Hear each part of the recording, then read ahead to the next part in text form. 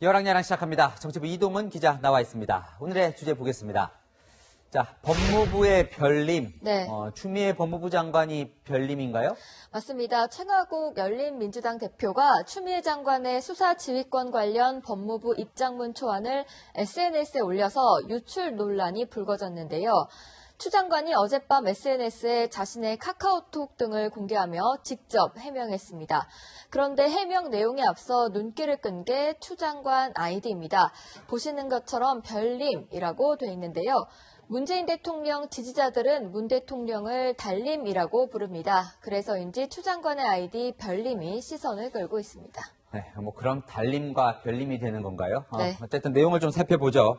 그럼 사전에 최강욱 대표에게 유출된 그 배경에 대해서는 뭐라고 해명을 했습니까? 어제 법무부가 내놓은 해명과 같은 해명을 한 겁니다. 그 초안을 자신이 직접 쓴 거고 초안과 수정안 모두 공개를 지시했다는 증거를 이렇게 상세히 제시했는데요. 특히 일부 비서실 직원들이 주변에 초안을 전달한 것은 자신의 지시에 따른 것임을 분명히 했습니다.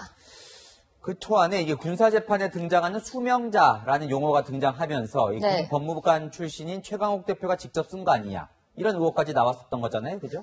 그렇습니다. 평소에 법무부와 검찰이 쓰지 않은 수명자라는 용어가 등장하면서 사전 조율 의혹이 나온 건데요.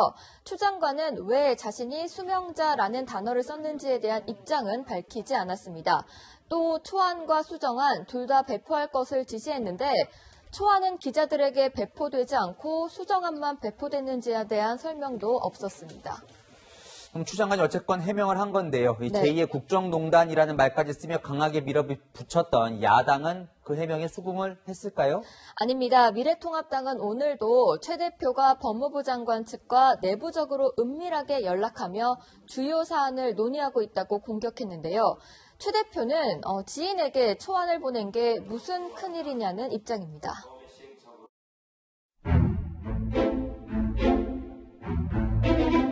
수행하던 비서진들은 많은 분들한테 지인들한테 보냈다는 건데 그게 그렇게 엄청난 일인가요? 최강욱 의원은 조국 전 장관 자녀 입시 부정과 관련해서 현재 피고인으로 되어 있습니다.